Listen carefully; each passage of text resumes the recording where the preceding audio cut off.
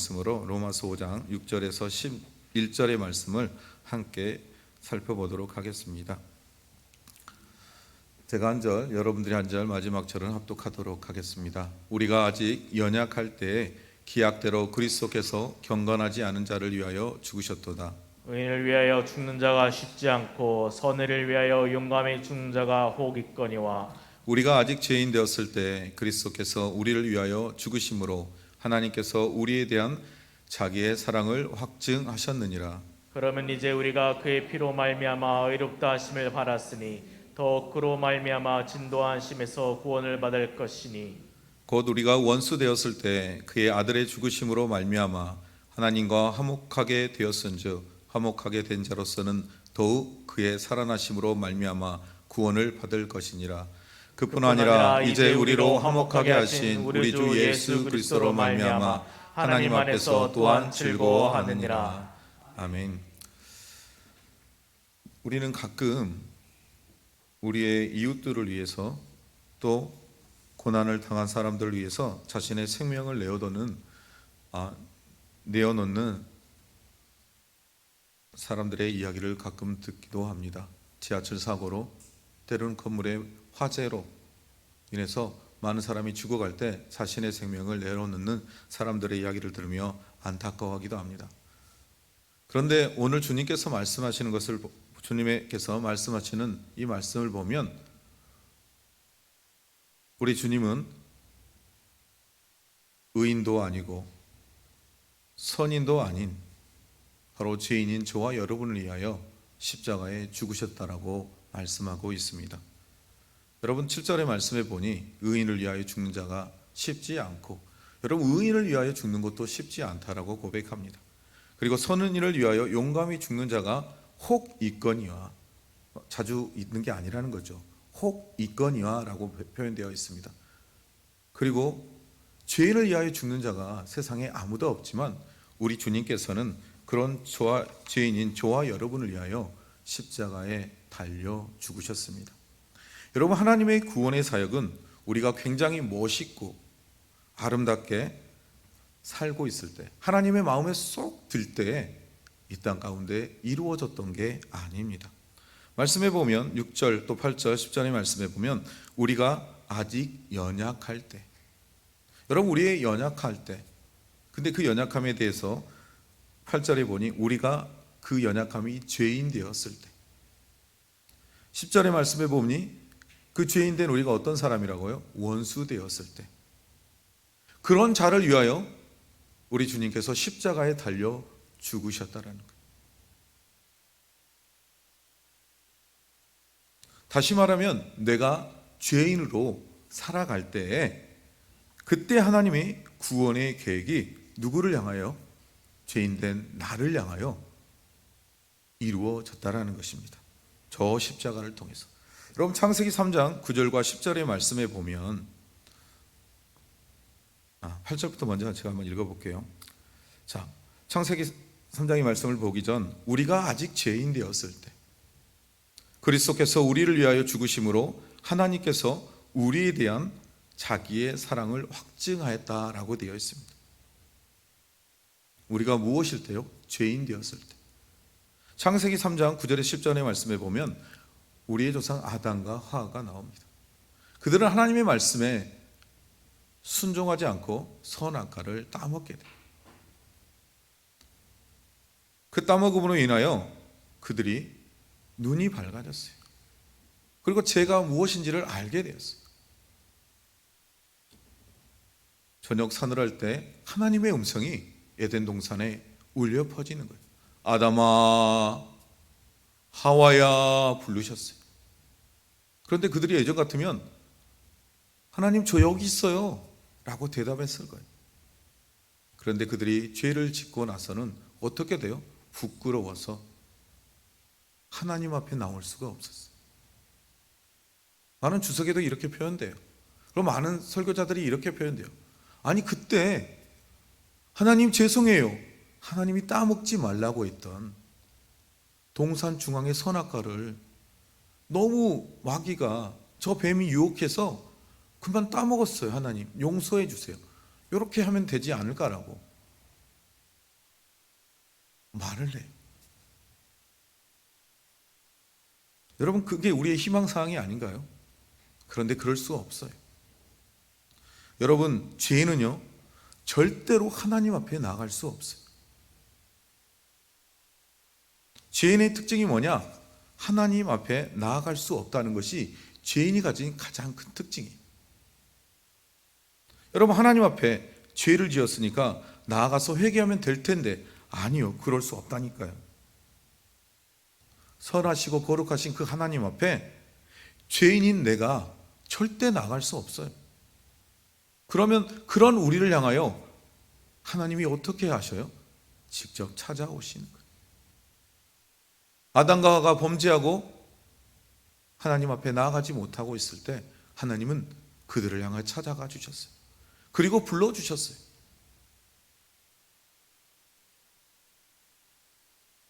무엇 때문에요? 하나님의 인자하심 때문에. 거룩하신 하나님께서 죄인인 나에게 관심을 갖고 찾아와 주신 거예요. 우리가 아직 죄인 되었을 때라고 말씀하고 있는 이 말을 좀 더 우리가 다른 각도에서 살펴보면 시편 14편 1절에 3절의 말씀은 이렇게 말하고 있어요. 어리석은 자는 그의 마음에 이르기를 하나님이 없다 하는도다. 누가요? 지금 죄인을 향해서 말하는 거예요. 그들은 무패하고 행실이 가증하니 선을 행하는 자가 없도다. 여호와께서 하늘에서 인생을 굽어 살피사 지각이 있어 하나님을 찾는 자가 있는가 보려 하신즉 어때요? 다 치우쳐. 무엇 때문에? 죄 때문에. 다 치우쳐 함께 더러운 자가 되고 선을 행하는 자가 없으니 하나도 없도다. 여러분, 여호와께서 하늘에서 인생을 굽어 살피사 지각이 있어 하나님을 찾는 자가 있나 보려 이렇게 살펴보시는 거예요. 그런데 다 치우쳐서 무엇 때문에요? 죄 때문에. 죄 가운데 다 치우쳐서 더러운 자가 되어 선을 행하는 자가 없고 하나도 없다라고 시편의 기자는 말씀하고 있습니다. 여러분, 이 시편 14편의 말씀은 두 가지로 요약할 수 있는데요. 하나님께서 하늘에서 이 인생들을 살고 있는 이 땅을 내려다 보셨다라는 거예요. 그런데 하나님을 찾는 자가 한 사람도 없었다는 거예요.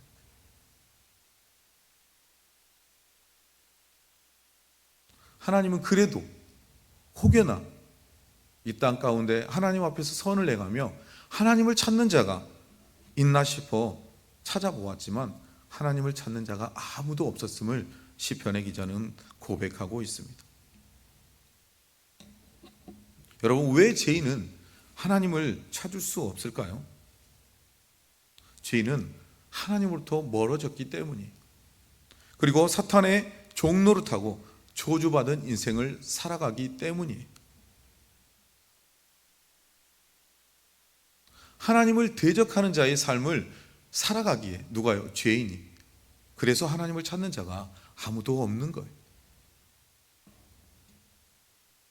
바로 그때, 그런 그때에 하나님이 우리에게 찾아와 주신 거예요.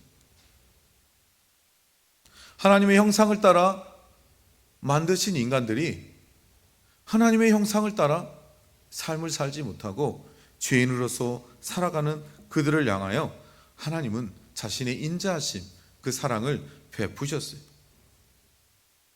여러분, 우리는 하나님의 구원에 대해서 너무나 때론 쉽게 생각해요. 하나님이 주신 십자가의 구원의 은혜에 대해서 너무나 쉽게 생각할 때가 있다라는 거예요. 여러분, 구원은 전적인 하나님의 은혜인 것입니다. 그런데 이 하나님의 전적인 은혜에 대해서 우리는 너무 쉽게 생각하고 받아들일 때가 있어요.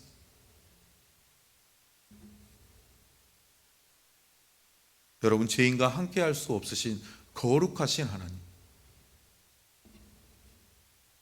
그런데 그분이 죄인인 저와 여러분을 향하여 관심 갖고 계시다라는 거예요. 그래서 그 인자하심으로 우리에게 당신의 사랑을 베풀어 주시고 있음을 우리는 기억해야 합니다. 하나님을 찾는 자가 이 땅에 아무도 없어도 하나님의 시선은 그런 저와 여러분을, 죄인인 저와 여러분을 향하고 있음을 우리는 기억해야 합니다. 우리가 아직 죄인 되었을 때 하나님은 그 구원의 계획을 이루셨다라는 거예요. 우리가 착하게 살 때, 우리가 하나님을 찾고 살아갈 때가 아니라 우리가 아직 죄인 되었을 때, 점점점 하나님으로 더 멀어져가는 그런 죄인 된 우리를 향하여 하나님의 구원의 계획은 점점점 선명해지고 있음을 성경은 말씀하고 있습니다. 여러분, 이사야 7장 14절의 말씀에 보면 그러므로 주께서 친히 징조를 너희에게 주실 것이라 라고 말씀합니다. 보라, 처녀가 잉태하여 아들을 낳을 것이요 그의 이름은 임마누엘이라 말씀하고 있어요. 여러분, 그 징조가 뭐예요? 죄인된 우리가 하나님을 찾지도 않고 하나님을 대적하고 살아가는 우리를 향하여 하나님은 친히 그 징조를 나타내신다라고 하는데, 바로 보라, 처녀가 잉태하여 아들을 낳을 것이요 그의 이름은 임마누엘이라. 처녀가 잉태하여 아들을 낳는데요, 그의 이름이 뭐예요? 임마누엘. 우리 임마누엘 뜻이 무엇인지 잘 알죠? 하나님이 우리와 함께 하신다. 아무도 하나님을 찾지 않고 하나님을 대적하는 그런 상황 가운데 우리가 아직 죄인 되었을 때, 그때 하나님은 우리가 하나님과 원수되어 하나님과 대적하여 살아갈 때 하나님은 그런 우리를 향하여 임마누엘의 하나님이 이 땅에 보내주시기로 계획하셨다라는 거예요. 왜요? 우리와 함께 하시기 위해서. 우리가 하나님을 찾지도 않고 하나님을 바라보지도 않고 하나님께 다가가지도 않는 그때에, 바로 그때 하나님은 우리에게 임마누엘의 하나님, 자신의 독생자 예수 그리스도를 보내주시기로 계획하셨다는 거예요. 여러분, 창세기 6장 3절의 말씀을 보세요. 여호와께서 이르시되 나의 영이 영원히 사람과 함께하지 아니하리니 이는 그들이 육신이 됨이라. 왜 영원히 함께하지 않아요? 하나님의 형상을 따라 만들었던 그들이 생각하는 모든 행사가 하나님이 보시기에 악했다라고 기록되어 있어요. 하나님이 보시기에 악한 그들을 향해 하나님이 내린 결정이 뭐냐? 나의 영혼이 사람과 함께하지 아니하리라고 말씀하고 있는 거예요.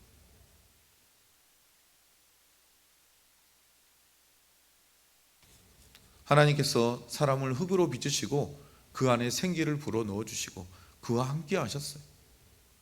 그런데 그 함께했던 그가 범죄하고 하나님을 떠나고 하나님의 원수가 된 자로 살아갈 때 하나님은 그들을 함께하지 않겠다라고 말씀하셨어요.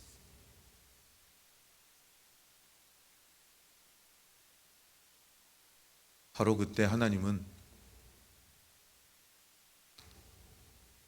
처녀를 잉태하게 하심을 통하여 임마누엘의 하나님을 통한 하나님의 구원의 계획을 다시 세우시고 그 계획을 이루어 가고 계심을 우리는 살펴보아야 합니다. 죄인과 함께할 수 없는 하나님, 죄인과 함께할 수 없다라고 결정하신 그 하나님께서 다시 그들을 구원하시겠다라고 그 구원의 계획을 세우시고 우리 가운데 임마누엘의 주님으로 오셨다는 것을 우리는 기억해야 합니다. 여러분의 죄인의 특징이 뭐라고요? 하나님과 결코 함께할 수 없는 특징이 있어요.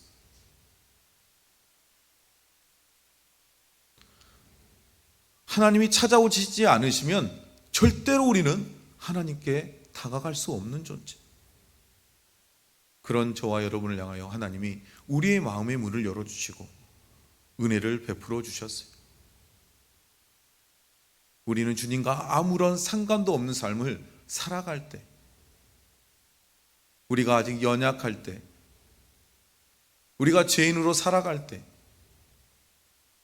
우리가 하나님과 원수로 살아갈 때 하나님과 전혀 상관없는 삶을 살아가고 있을 때 하나님은 우리에게 찾아와 주셔서 자신의 사랑을 확증하셨다라고 말씀하고 있는 거예요. 여러분 정말 놀랍지 않으십니까? 여러분 주변에 여러분을 정말 미워해요. 여러분의 원수가 돼서 여러분 보기만 해도 화가 치밀어 오는 사람들이 있어요. 여러분 그런 자들을 향하여 여러분이 찾아가셔서 여러분의 사랑을 확증할 수 있습니까? 아니 내가 할 수 있습니까? 없다니까요. 죄인의 특징은 미워하고 시기하고 질투하고 분쟁하고 부셔뜨리고 여러분 사망에 이르게 하는 게 죄인의 특징이에요. 여러분 예수님의 십자가의 은혜가 그 사랑의 어떠하심을 더 깊이 바라봐야 돼요. 이번 한 주 우리가 고난주간 새벽 예배를 드리면서 주님의 십자가를 묵상했잖아요. 그 십자가에서 이것을 보아야 돼요. 내가 철저하게 어떤 사람인지. 그리고 그 십자가의 사랑이 하나님의 사랑이 어떠함임을 우리는 더 깊이 묵상하고 바라봐야 돼요. 내가 받을 수 없는 사랑, 자격 없는 사랑. 그래서 십자가의 사랑을 은혜라고 표현하죠. 여러분 그 은혜를 받은 저와 여러분, 마태복음 1장 21절 23절의 말씀에 우리가 잘 알고 있듯이 이사야 예언했던 그 말씀이 아들을 낳으리니 이름을 예수라 하라. 이는 그가 자기 백성을 그들의 죄에서 구원할 자심이니라 하리니 내 아들을 낳는데 그 이름을 예수라며 이 예수의 이름의 뜻이 뭐냐? 자기 백성을 그들의 죄에서 구원할 자다. 그 백성을 구원하며 그와 함께할 자 예수 그리스도께서 우리 가운데 오셨다라는 것입니다. 도저히 용서받을 수 없고 영원히 죽어야 될 죄인인 저와 여러분을 향하여, 그래서 하나님을 찾을 수도 없는 저와 여러분을 향하여 하나님은 친히 찾아와 주시는 은혜를 베풀어 주셨다라는 거예요. 내가 언제요? 아직 죄인 되었을 때. 여러분 우리는 하나님께 관심을 갖지 않고 살아갈 때가 있습니다. 그러나 하나님은 한 번도 죄인 된 저와 여러분을 버린 적이 없습니다. 저와 여러분에게서 시선을 뗀 적이 없습니다. 죄인으로서 하나님을 찾아갈 수 없는 저와 여러분에게 친히 찾아와 만나주시는 그 하나님의 구원의 은혜가 저와 여러분에게 있음을 기억하셔야 합니다. 그리고 그 십자가에서 달려 죽으시고 부활하신 예수 그리스도의 십자가의 은혜 사랑을 여러분 저버리지 마십시오. 그 사랑을 부인하지 마십시오. 여러분 그 사랑을 잊어버리지 마십시오. 왜요? 주님이 그러고 계시니까요. 우리가 잊어버리고 우리가 망각하고 살아갈 때 주님은 한 번도 그런 적이 없어요. 그 주님의 십자가의 사랑을 받은 저와 여러분이라면 그 십자가의 사랑을 붙들고 나아가 될 줄 믿으시기 바랍니다. 9절의 말씀에 보니 이렇게 기록합니다. 그러면 이제 우리가 그의 피로 말미암아 뭐 했다고요? 의롭다 하심을 받았으니 더욱 그로 말미암아 진노하심에서 구원을 받을 것이니. 주님이 이 땅에 오셔서 임마누엘 하셨던 게 그냥 우리와 함께 하신 것에서 머물지 않으셨어요. 그러면 어떻게 하셨냐? 친히 십자가에 달려가서 우리의 어린 양이 되어주셨어요.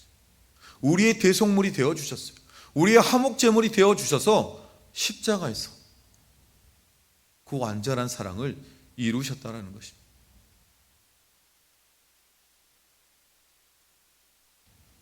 그 십자가의 사랑이 하나님의 진노에서 우리를 구원해 주셨다라고 말씀하고 있습니다. 우리가 원수 되었을 때 그의 아들의 죽으심. 여러분 누구의 죽음이라고요? 아들의 죽음. 여기 있는 분 중에 아들 가진 분들 빨리 아들 내놓으세요. 당장 내놓으세요. 여러분 누가 내놓을 수 있어요? 저도 못 내놔요. 그런데 누가 내놓으셨어요?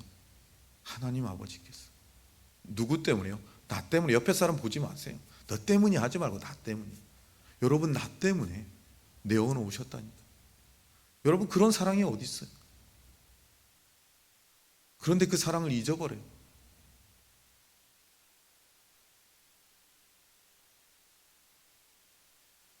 그런데 그 아들의 죽으심으로 말미암아 하나님이 정말 우리에게 원하시는 건 뭐냐? 하나님과 다시 화목한 관계로 회복시켜 주시고, 화목하게 된 자로서 그의 살아나심으로 말미암아 구원을 받는 은혜를 우리에게 주셨다라고 말씀하고 있습니다. 그리고 그뿐 아니라 이제 우리로 화목하게 하신 우리 주 예수 그리스도로 말미암아 하나님 안에서 또한 즐거워하길 원하신다라고 말씀하고 있습니다. 여러분, 여러분의 삶이 즐거우십니까? 여러분, 즐거움을 누리며 살아야 합니다. 죄인 된 우리로 하나님의 아들 삼아 주셨고, 하나님의 딸 삼아 주셨고, 아니 하나님의 자녀 삼아 주신 그 하나님의 은혜가 저와 여러분에게 있기에, 그 십자가의 은혜는 하나님과 우리의 깨어졌던 관계를 다시금 아담과 하와 때처럼, 창조 때처럼 다시금 그 화목을 회복시켜 주셨기 때문입니다. 그렇다면 사랑하는 성도 여러분, 주 안에서 늘 승리하고 주 안에서 늘 기뻐하며 즐거워하는 삶을 사는 저와 여러분이 되기를 주님의 이름으로 축복드립니다. 여러분, 십자가는 우리의 신앙의 출발이기도 하지만 마지막이 되어야 합니다. 여러분, 십자가는 모든 것의 완성이 되어야 합니다. 하나님의 사랑이 그 십자가를 통해 완성되었던 것처럼 우리도 그 십자가를 통해서 주님을 향한 사랑이 완성되어야 된다. 그래서 갈라디아서 2장 20절에 바울이 기록하죠. 내가 그리스도와 함께 십자가에 못 박혔다라고. 그럼을 통하여 이제 내가 사는 것이 아니라 내 안에 예수 그리스도께서 사는 것이라고. 여러분, 이것이 십자가를 통한 사랑의 완성이, 주님이 그러셨던 것처럼 바울이 갈라디아서 2장 20절을 통해 그 십자가를 통한 사랑의 완성을 우리 또 이루라고 말씀하고 있는 거예요. 여러분, 하나님께서 그의 독생자 예수 그리스도를 십자가에 죽게 하심으로 우리의 죄값을 대속하심을 통하여 우리에게 구원의 문을 열어주셨어요. 그 구원의 문이 누구에게 있다고요? 저와 여러분에게 있어요. 여러분, 예수님이 십자가를 지신 것이 그냥 우연이 아니에요. 내가 한번 좀 내려가 볼까? 인간들이 사는 거 좀 좋아 보이네? 아니에요, 여러분. 아니, 살다 보니 내가 십자가 한번 져 볼까? 아니라니까요. 창세전에 이미 예정하신 하나님의 뜻대로 저와 여러분을 향하여 하나님의 철저한 계획하심을 따라 그 구원의 역사가 이루어졌던 거예요. 그런데 이 십자가의 구원의 은혜는 무엇을 통해 이루어졌냐? 우리가 정말 기억해야 되는 것은 예수님의 순종이 있었다라는 거예요. 하나님 아버지에 대한 순종이 먼저 따랐다라는 거예요. 그리고 그분의 철저한 헌신이 십자가를 통해 완전히 이루어졌다라는 거예요. 사랑하는 성도 여러분, 주님이 그러셨던 것처럼 우리 또한 뭘 해야 되냐? 주의 말씀에 순종해야 해요. 내일 말씀에 보면, 주일 아침 말씀에 보면 예수님이 그래요. 아버지께서 나를 보내신 것 같이 나도 너희를 보낸다. 예수님이 아버지의 보내심 앞에서 순종했던 것처럼, 그리고 그 말씀에 순종하여 희생했던 것처럼 우리 또한도 그 말씀에 순종해야 합니다. 그리고 그 희생과 헌신 앞에 우리도 동참해야 합니다. 여러분, 그것이 우리가 지어야 될 자기 십자가입니다. 여러분, 여러분에게 주어진 자기 십자가를 지고 주님이 부르시는 그 시간까지 승리하며 나아가기를 주님의 이름으로 축복드립니다. 여러분, 이 십자가의 사건은 우연히 이루어진 것이 아니라 예수님이 선택하셨고 순종하셨기에 이 역사가 일어났던 것입니다. 우리 또한도 우리가 예수님의 말씀에 명령할 때 우리가 선택해야 합니다. 내가 순종하겠노라. 그때 그 역사를 이룰 수 있는 것입니다. 예수님께서 이 십자가를 통하여 우리에게 구원의 길을 열어놓으신 것처럼 이제 그 십자가를 통하여 열어놓은 그 구원의 길을 누가 열어야 하느냐? 저와 여러분이 열어야 합니다. 저와 여러분이 그 예수 그리스도의 십자가의 복음을, 화목해 하신 그 십자가의 복음을, 내가 누리고 있는 그 화목의 복음을 나누어야 합니다.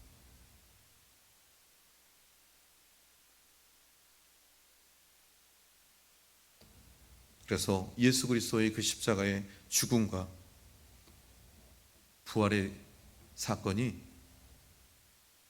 나를 통해서 드러날 수 있도록, 나를 통해서 그 영광이 온 열방에 퍼질 수 있도록 우리는 그 십자가의 사랑을 이루어야 합니다.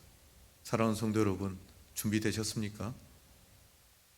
잠깐 잊어버렸다면, 잠깐 놓고 있었다면 우리 다시 한번 이 고난주간 달려오면서 오늘 또 성금요일 2000년 전 주님이 십자가에 달리면서까지 온몸에 옷을 다 빨개 벗게 찌고 조롱당하기까지 그 부끄러움을 개의치 않고 십자가를 지셨던 그 주님의 십자가의 사랑이 저와 여러분에게 있음을 기억하시고 그 십자가의 사랑, 그 사랑 나도 전하는, 나도 전하겠다라고 고백하는 시간이 되기를 주님의 이름으로 축복드립니다.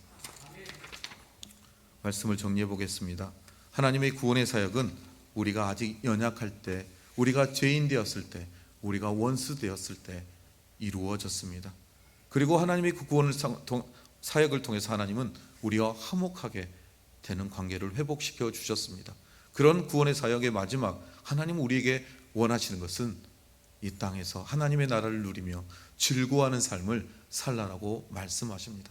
여러분, 힘들고 어렵지만 주님의 십자가를 바라보며 그 십자가의 구원의 은혜와 사랑이 어떠하심을 바라보며 모든 상황을 이겨내며 즐거워하는 삶을 살길 주님의 이름으로 다시 한번 축복드립니다.